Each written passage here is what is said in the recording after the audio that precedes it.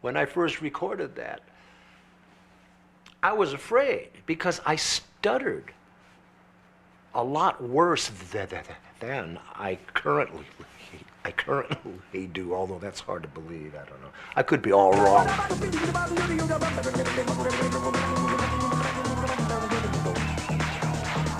Speaking only for me, the hardest part for me in my life, being a person who stutters, was my childhood. In about the 6th grade, where I was to stand up in front of a classroom and try to recite a current event that was going on at that time.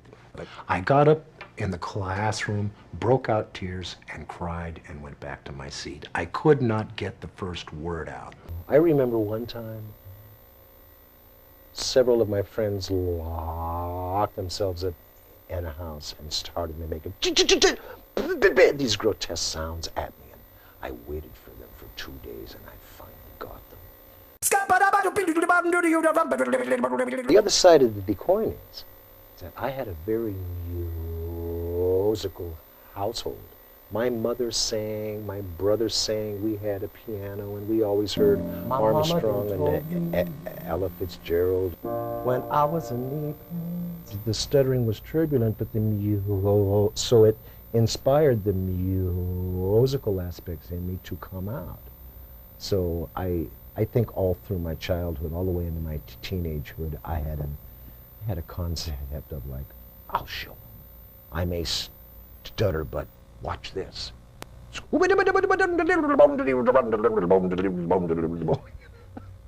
I'll show those kids.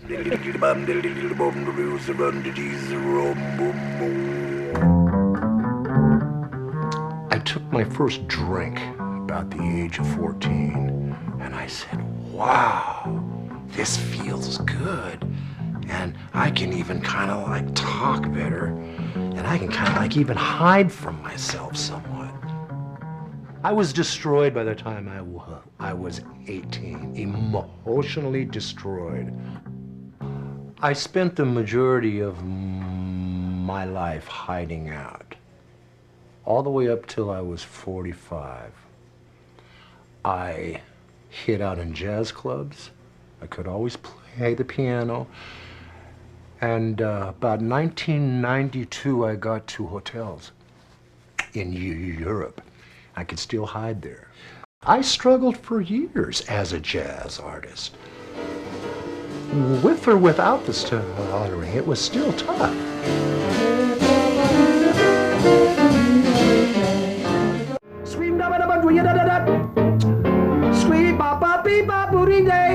I was depleted spiritually, physically, had to get help. I sought help through an outside group.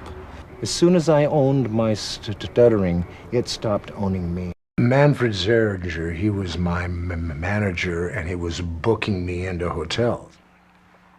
One day I scat sang for him, and my wife gave him a tape of me scat singing to Thelonious Monk's Well You Needn't. Manfred heard that,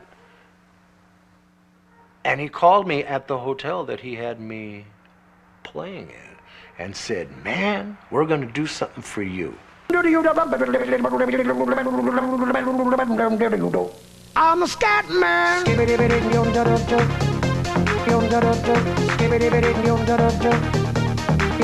I'm a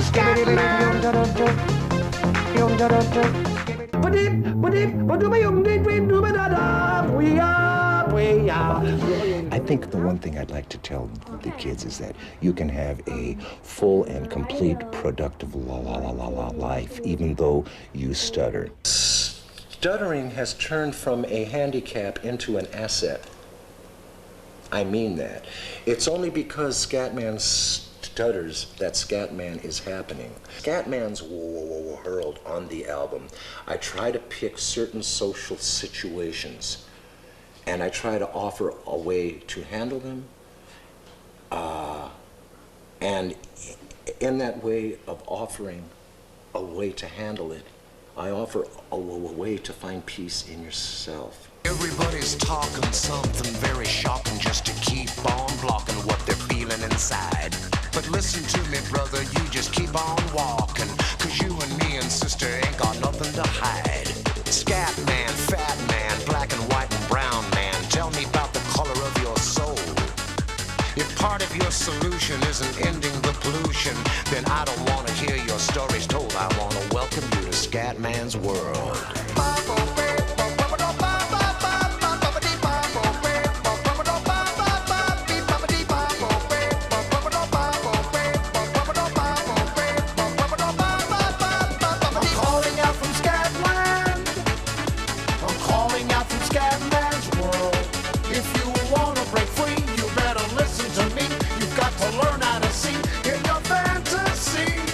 Everybody's born to compete as he chooses, but how can someone win if winning means that someone loses? I sit and see and wonder what it's like to be in touch. No wonder all my brothers and my sisters need a crutch. I want to be a human being, not a human doing. I couldn't keep that pace up if I tried. The source of my intention really isn't crime prevention. My intention is prevention of the lie. Yeah, welcome to the Scatman's world.